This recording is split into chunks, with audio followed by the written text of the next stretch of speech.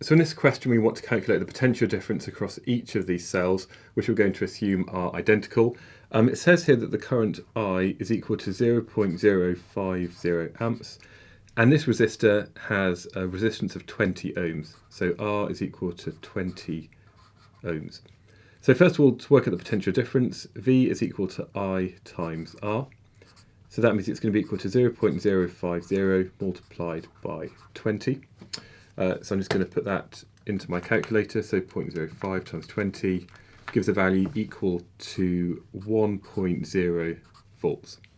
Now, if the total potential difference is 1 and there's two of them, that means that the potential difference of each one is going to be half of this, which is 0.50 volts. So a fairly straightforward example.